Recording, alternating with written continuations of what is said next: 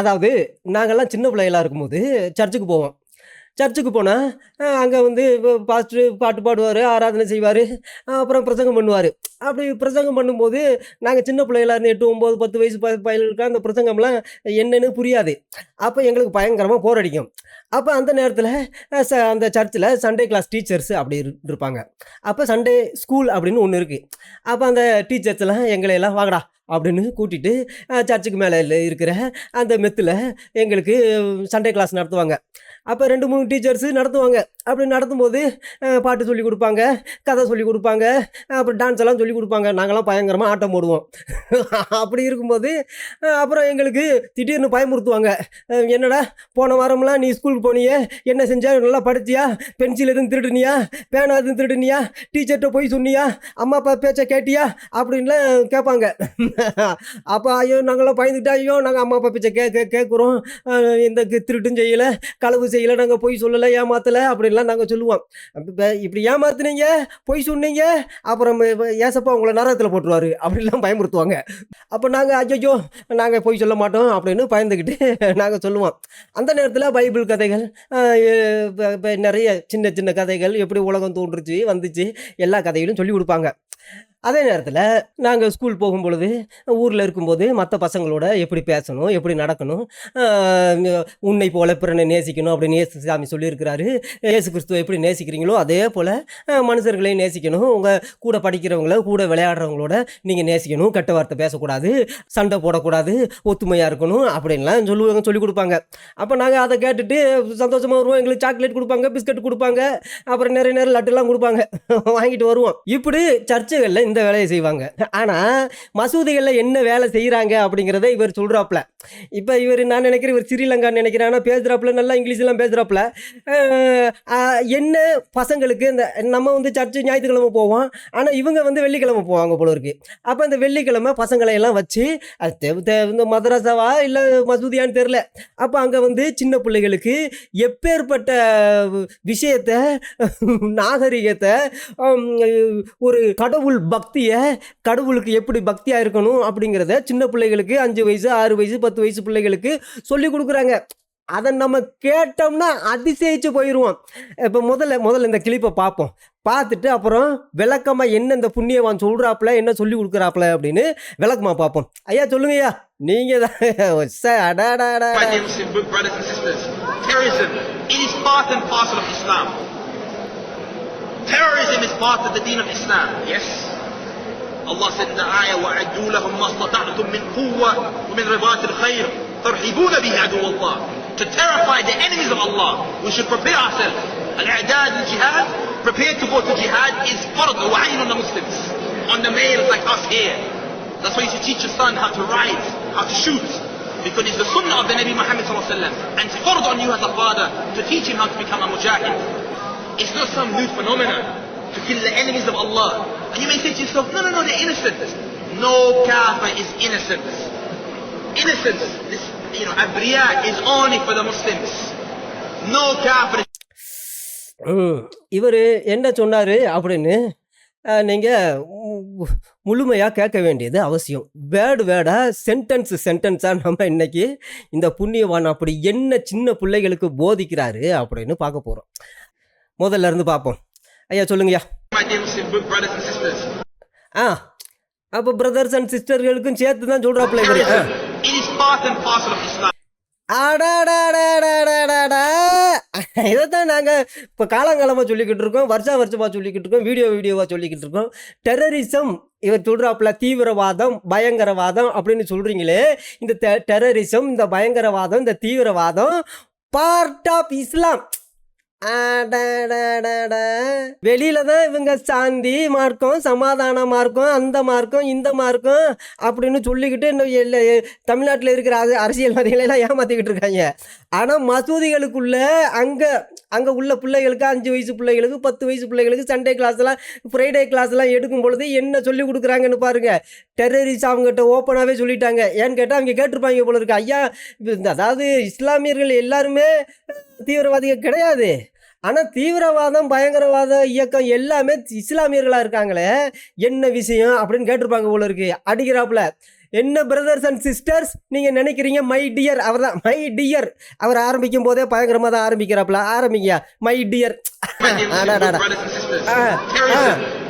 Terrorism அதான் டெரரிசமா தீவிரவாதம் பயங்கரவாதம் இது இஸ்லாமிய மதத்தினுடைய பார்ட்டு ஒரு பங்கு. இஸ்லாம் வேற தீவிரவாதம் வேற கிடையாது, இஸ்லாமிய மதம் வேற தீவிரவாதம் பயங்கரவாதம் வேற கிடையாது. இஸ்லாம் அப்படின்னாலே பயங்கரவாதம் தீவிரவாதம் அப்படின்னாலே இஸ்லாம் அப்படின்னு இந்த புண்ணியவானே சொல்றாப்புல. நம்ம சொன்னோம்னா தான் ஏன்டா நீ எங்க இஸ்லாமோபியா பண்றியா அல்ல உன்னை லக்கணத்தில் போடுவான்டா அப்படின்னு நம்மளை சபிக்கிறாங்க. ஆனால் இவர் மசூதியில் இதைத்தானே செய்கிறாப்புல உங்களுக்கு. ஆனால் அங்கே கேட்குற மாதிரி கேட்டுட்டு வந்து அதை நாங்கள் சொன்னோம்னா எங்களை ஜபிக்கிறீங்களே, என்ன அநியாயமாக இருக்குது. இந்த புண்ணியவான் வந்து முக்காடு போட்டுக்கிட்டு தாடி வளர்த்துக்கிட்டு இவர் தீவிரவாதம் பயங்கரவாதம்ங்கிறது இஸ்லாமுங்கிறது தீவிரவாதம் பயங்கரவாதம் அப்படின்னு இவர் சொன்னால் சுபான அல்லாஹு அக்பர் அப்படின்னு சொல்கிறீங்க. ஆனால் நாங்கள் சொன்னால் அதை உங்களுக்கு இந்த உலகத்துக்கு எடுத்து சொன்னால் உங்களுக்கு பயங்கரமாக கோபம் வருது. என்ன அநியாயமாக இருக்குது, கொடுமை. அவங்க நல்லா கவனிச்சுக்கணும். பயங்கரவாதம் தீவிரவாதம் அப்படின்னா இஸ்லாத்தினுடைய பாதி, இஸ்லாத்தினுடைய பங்கு.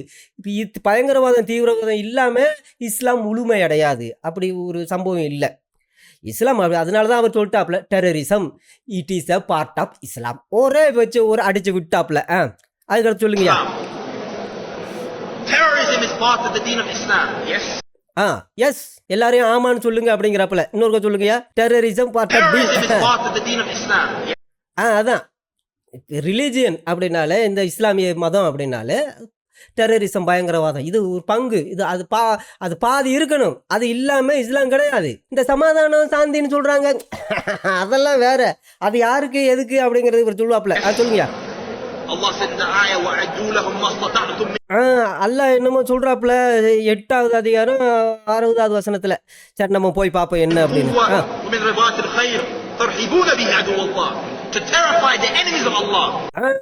பயங்கரவாத செய்ய யாருக்கு? அல்லாவின் எதிரிகளுக்கு. அல்லாவின் எதிரிகள் யாரு? அல்லாவை ஏத்துக்கிறாதவங்க அல்லாவின் எதிரிகள், அவ்வளவுதான், வேற ஒன்றும் கிடையாது. அல்லாவின் எதிரிகள்னா ஏதோ அல்லாவை சுடுறதுக்காக பீரங்கி துப்பாக்கி அணுகுண்டெல்லாம் கொண்டுட்டு போறவங்க அல்லாவின் எதிரிகள் கிடையாது. அல்லாவின் எதிரிகள் யாரு அப்படின்னா எவன் இஸ்லாத்தை ஏற்றுக்கிற மாட்டேங்கிறான், நபியை கண்மணி நாயகம் எங்கள் கண்மணி நாயகம் அப்படின்னு எவன் ஏற்றுக்கிற மாட்டேங்கிறானோ அவன் வந்து காஃபீர், அவன் அல்லாவின் எதிரி. காஃபீர் அப்படின்னா அல்லாவின் எதிரி அப்படின்னு அர்த்தம். சரி அந்த வசனத்தை நம்ம போய் பார்ப்போம். இதுதான் குர்ஆனில் 8வது அதிகாரம் 60வது வசனம். இந்த 8வது அதிகாரம் 60வது வசனத்தில் என்ன சொல்லியிருக்காப்புல அப்படின்னா, அவர் யாரு? அல்லான்னு நினைக்கிறேன், அல்லா தான். யாரை? நிராகரிப்பவர்களை. யார்? அல்லாவை கடவுள் இல்லை அப்படி, கடவுள் எங்களுக்கு தேவையில்லை, அந்த அல்லா எங்களுக்கு தேவையில்லை, இந்த அல்லாத்து அப்படின்னு இந்த காபாவை சுற்றி 360 விக்கிரகங்கள் இருந்துச்சு. அப்போ அதில் ஒரு விக்கிரகத்துக்கு பேர் அல்லாத்து. இந்த அல்லாத்து அப்படிங்கிற கடவுள் எங்களுக்கு தேவையில்லை. அதை தான் கண்மணி நாயகத்துடைய அப்பா பேர் அப்துல்லா. இந்த அப்துல் அல்லா அப்படின்னு அர்த்தம், அல்லாவின் அடிமைன்னு அர்த்தம். அப்போ அவர் வந்து அந்த அல்லாத்துங்கிற கடவுளை தான் அவர் வணங்குறாப்புல. அதனால இந்த கடவுளை தான் கண்மணி நாயம் இங்கே தூக்கிட்டு வந்து அவர் தான் சொன்னாப்புல. கண்மணி நாயம் ஒரு புது அல்லாவை கண்டுபிடிக்கல, அவங்க அப்பா எதை வணங்கினாரோ அந்த 360 விக்கிரகங்களில் ஒரு விக்கிரகம் தான் அந்த அல்லாத்து, அதை தான் அவர் வணங்கினாப்புல. அப்போ நமக்கு அது தேவையில்லை, அந்த அல்லாத்து எங்களுக்கு தேவையில்லை, அந்த விக்கிரகம் எங்களுக்கு தேவையில்லை அப்படின்னு யாரெல்லாம் நிராகரிக்கிறாங்களோ, அதனால அல்லாஹ் வந்து சொல்கிறாப்புல இஸ்லாமியர்களுக்கு என்ன அப்படின்னா, உங்களால் இயன்ற அளவு பலத்தை, உங்களுடைய பலத்தை இயன்றளவு முடிஞ்ச அளவு உங்கள் பலத்தையும் உங்கள் திறமையான போர் குதிரைகளையும் ஆயத்தப்படுத்தி கொள்ளுங்கள். எதுக்கு? என்ன பிரச்சனை? என்ன இப்போ அல்லாவை நாங்கள் வேணாம்னு சொன்னோம், அதுதான் அவ்வளோதான். அந்த 360 விக்கிரகத்தில் ஒரு விக்கிரகம் தான் அந்த அல்லாத்து. அதை கண்மணி நாயம் கொண்டு வந்து கடவுள்னு சொன்னாப்புல. இல்லைங்க எங்களுக்கு வேணாம்னு சொன்னோம். அதுக்கு போய் அல்லாஹ் என்ன சொல்லிட்டாப்புல அப்படின்னா, என்னை நிராகரிக்கிறாங்களா, நீங்கள் என்ன செய்யுங்க அப்படின்னா உங்கள் பலம் உங்கள் திறமையான போர் குதிரையெல்லாம் என்ன செஞ்சுக்கோங்க, ஆயத்தப்படுத்திக்கலுங்க. ஏன்னு கேட்டால் இதனால் நீங்கள் அல்லாவின் எதிரியையும் உங்களுடைய எதிரியையும் அச்சமடைய செய்யலாம். அல்லாவின் எதிரி யார் அப்படின்னா எவன் அல்லாவை எனக்கு வேணாம் கடவுள் வேணாம் அப்படின்னு சொல்கிறான்னா அவன் அல்லாவின் எதிரி. இவர்களுடைய எதிரி யார் அப்படின்னா இவங்க பேச்சையெல்லாம் யார் கேட்கலையோ அவங்கெல்லாம் இவங்களுடைய எதிரி. அப்போ அல்லாவின் எதிரி இருக்குது, இஸ்லாமியர்களுடைய எதிரி இருக்குது, 2 எதிரிகளும் இருக்கிறாங்க. அப்போ 2 எதிரிகளையும் என்ன செய்யுங்க, உங்கள் இயன்றளவு பலத்தை குதிரையெல்லாம் தூக்கிட்டு வந்து கூட்டிகிட்டு வந்து என்ன செய்யுங்க, அவங்கள நீங்கள் அச்சமடைய செய்யலாம். அப்படி செஞ்சுட்டு என்ன செய்யணுமா, அதனால தான் அவங்க சொல்கிறாப்புல அல்லாஹ்வுடைய வழியில் நீங்கள் எதை செலவு செய்தாலும், அல்லாஹ்வுடைய வழின்னா ஏதோ நல்லது செய்யணும் 4 பேருக்கு அப்படின்னா, அல்லாஹ்வுடைய வழி என்ன அப்படின்னா இந்த ஜிஹாது, இந்த டெரரிசம். அந்த வழியில் எத்தனை லட்சம் செலவழித்தாலும் எத்தனை கோடி செலவழித்தாலும் அது கூலி, நட்கூலி. அடாடாடா, நட்கூலி கொடுப்பாராம் யாரு, அல்லாஹ். உங்களுக்கு பூரணமாக வழங்கப்படுமா. எங்கே சூனபதியில் கொடுப்பாப்புலன்னு நினைக்கிறேன். ஏன்னு கேட்டால் பார்த்தீங்களா, இப்போ இவங்களுக்கு எப்படி தீவிரவாதம் செய்கிறதுக்கு, பயங்கரவாதம் செய்கிறதுக்கு அல்லாஹ் என்ன செய்கிறாப்புல, தூண்டி விட்டு நீங்கள் என்ன செலவு செஞ்சாலும் சரி. அதனால தான் இந்த புண்ணியவான்கள் எப்போவுமே அங்கே அதுக்கு கொடுக்கணும் இங்கே கொடுக்கணும்னு எல்லாத்தையும் பயங்கரவாதத்துக்கு தீவிரவாதத்துக்கு செலவு செய்வாங்க. இந்த உலகத்தில் இருக்கிற லட்சக்கணக்கான பயங்கரவாதிகளுக்கு திங்கிறதுக்கு எல்லா விதமான காரியத்துக்கும் இந்த வசனம் தான் ஒரு அடிப்படை. இதை வச்சு தான் பாருங்கள் அல்லாவுக்காக புனித போர் செய்கிறாங்க அங்கே மிடில் ஈஸ்ட்டில். அப்போ நாங்கள் என்ன செய்யணும், நீங்கள் எது கொடுத்தாலும் சரி அல்லாஹ் உங்களுக்கு பூர்ணமாக திரும்ப கொடுப்பான் அப்படின்னு சொல்ல. இவங்க பாவம் கஷ்டப்படுறவங்க இருக்கிறத அள்ளி கொடுக்க அவங்க சுகபோகமாக இருப்பாங்க. நீ யாசின்னுவார் அதெல்லாம் வாங்கி வச்சுக்கிட்டு அவர் 87 லட்சம் ரூபா பொண்டாட்டிக்கு மட்டும் ஒரு பேக் வாங்கி கொடுத்துருக்காப்புல. 87 லட்சம் ரூபாயாம். என்ன அதிசயமாக இருக்குது. சரி, அப்போ இதெல்லாம் எங்கேயா இருந்து வந்துச்சு அப்படின்னா இப்படி தான் அல்லாஹ்வினுடைய புனித போருக்காக கொடுக்க சொல்லியிருக்காப்புல இந்த வசனத்தில். அதே மாதிரி தான் எழுதியிருக்கு. அப்போ இதை கொடுக்க சொல்லவும் அவங்க என்ன செய்கிறாங்க, கொடுக்குறாங்க. இந்த வசனத்தை தான் எடுத்து காமிக்கிறாப்புல. அல்லாவுக்காக நீங்கள் எந்த செலவு செஞ்சாலும், புனித போர் செய்கிறதுக்காக எவ்வளவு செலவு செஞ்சாலும், உங்கள் வீட்டை விற்றாலும் காட்டை விற்றாலும் ஒன்றும் பிரச்சனை இல்லை, உங்களுக்கு அல்லாஹ் திரும்ப கொடுப்பான், அதனால கவலைப்படாதீங்க அப்படின்னு என்கரேஜ் பண்ணிவிட்டு எனிமீஸ் ஆஃப் அல்லாமா யாருன்னு பார்ப்போம். அதான் நம்மளையெல்லாம் ப்ரிப்பேர் செஞ்சுக்கோங்க. நீங்கள்லாம் உங்களையே நீங்கள் ப்ரிப்பேர் செஞ்சுக்கோங்க. உங்கள் குழந்தைகளை ப்ரிப்பேர் செய்யுங்க, உங்கள் வீட்டில் உள்ளவங்களை ப்ரிப்பேர் செய்யுங்க. ஸ்கூலில் படிக்கிற போது டீச்சர்கள்லாம் மாணவர்களை ப்ரிப்பேர் செய்யுங்க. காலேஜில் அதே போல் யூனிவர்சிட்டியிலலாம் நீங்கள் என்ன செய்யுங்க, இந்த இஸ்லாமியர்களை ப்ரிப்பேர் செய்யுங்க. எதுக்கு ப்ரிப்பேர் செய்யுங்க, கோ டு ஜிகாத். அதாவது ஜிகாதுக்கு போகிறதுக்காக ப்ரிப்பேர் செய்யணுமா. எப்படிப்பட்ட போதனை, எப்படிப்பட்ட வரிகள் இந்த திருவாயில ஒரு மொழிகிறாரு. ஐயா சொல்லுங்க.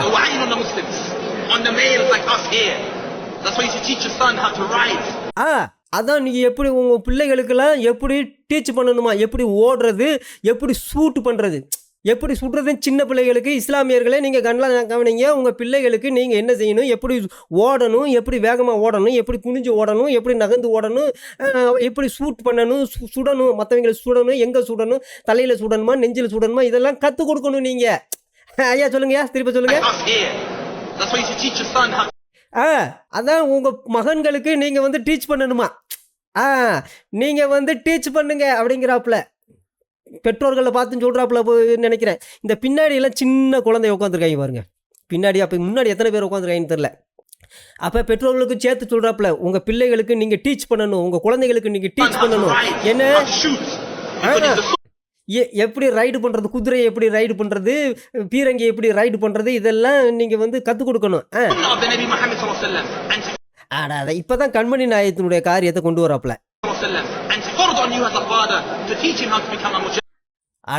அதாவது நீங்கள் பிள்ளைகளுக்கு உயிர் தியாகம் செய்கிறதுக்காக உங்கள் பிள்ளைகளுக்கு நீங்கள் போதிச்சிங்க அப்படின்னா அல்லாஹ் உங்களுக்கு ரிவார்டு கொடுப்பான் அப்படிங்கிறாப்புல. இன்னொருக்கா சொல்லுங்கய்யா.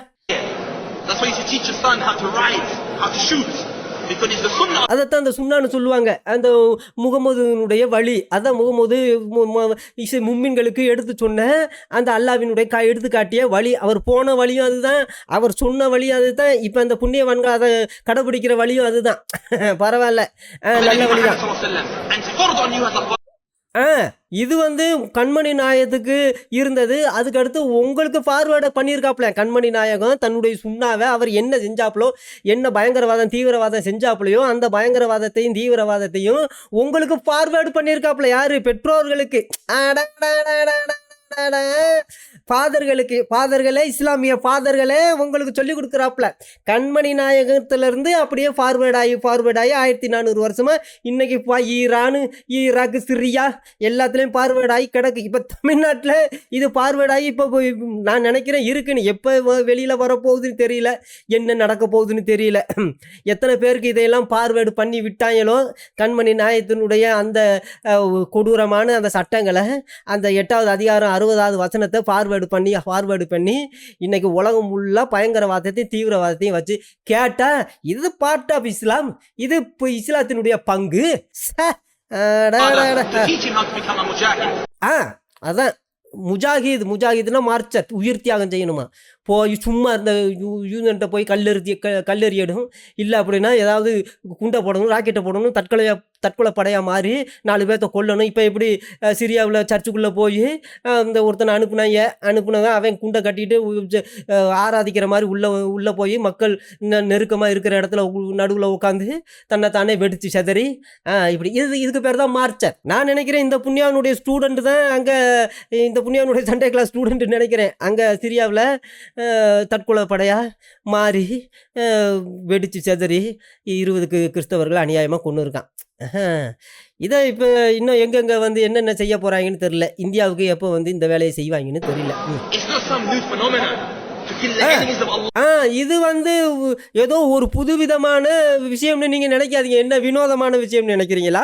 நான் பேசுகிறதெல்லாம் பார்த்தா இப்படி பார்க்குறீங்களே, என்னடா இவன் இப்படி சொல்கிறானே, அப்படி சொல்கிறானே, மார்ச்சரா மார்கன்னு சொல்கிறானே, ஷூட் பண்ண கற்றுக்கொடுன்னு சொல்கிறானே, நம்ம பிள்ளைகளுக்கு ரைடு பண்ண கற்றுக்கொடுன்னு சொல்கிறானே, உயிர் தியாகம் செய்ய சொல்கிறானே, தற்கொலை படையாக மாற சொல்கிறானே, அப்படின்னு என்ன வினோதமாக பார்க்குறீங்க நீங்கள் அப்படின்னு கேட்குறாப்புல.